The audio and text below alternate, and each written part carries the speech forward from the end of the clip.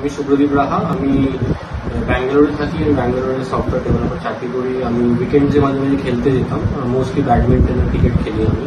তো ব্যাডমিন্টন খেলতে গিয়ে একদিন আমার শোল্ডার ডিসলোকেট হয়ে যায়। তো সেখানে আমি নিজেই আমার শোল্ডারটা আবার জায়গায় বসিয়ে দিই। তারপর কিছু মাস পরে, 2-3 মাস পরে ক্রিকেট খেলতে গিয়ে, বোলিং করতে গিয়ে আবার আমার শোল্ডারটা ডিসলোকেট হয়। তো তখন আমি ব্যাঙ্গালোরে একজন ডক্টর দেখাই। তিনি আমাকে এমআরআই করতে বলেন। আমি এমআরআইটা করি। এমআরআই করতে করি বলে সার্জারি সাজেস্ট করে। তো আমার খুব একটা ব্যাঙ্গালোরে সার্জারি করানোর কনফিডেন্স পাচ্ছিলাম না। তো আমি কলকাতায় ফেরত চলে আসি। আমি doctor Soumya Chakraborty Google reviews দেখে খুব ভালো লাগছে। উনি খুব জলি, একদম ভালো একজন মানুষ, যিনি সবসময় পেশেন্টদেরকে হেল্প করেন। তো আমি ওরকম রিভিউজ দেখে ওনার কাছে গেছিলাম। তো ওনার সাথে কথা বলে আমি কনফিডেন্স পেলাম। তারপরে ফর্টিস হসপিটালে 18th অগস্ট আমার ফার্স্ট ওটিটা হয়। সেদিন দুটো অপারেশন আমার হয়। একটা হলো ব্যাংকার্স রিপেয়ার, আর একটা হলো রেমপ্লি সার্চ। দুটো আমার ডিফেক্ট ছিল, দুটোই উনি আর্থ্রোস্কোপিক প্রসেসে ওটাকে ঠিক করে দিয়েছিলেন।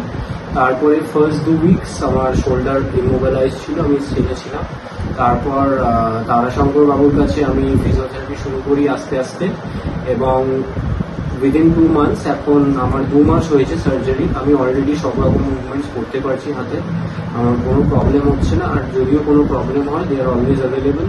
আমি কখনো টেক্সট করলে বা কল করলে উনি সবসময় আমাকে গাইড করে দেন, এবং সৌম্য স্যারও সবসময় একটা ট্র্যাক রাখেন যে কখন কি করতে হবে, কখন কি বলতে হবে। যখন আমি দেখা করি উনি আমাকে বলে দেন যে কি কি নেক্সট স্টেপস নিতে হবে। এখন 2 মাস পরেই আমি মোটামুটি ফিট হয়ে গেছি। আরও 1 মাস ফিজিওথেরাপি চললেই আমি মোটামুটি আবার খেলায় ফিরতে পারি।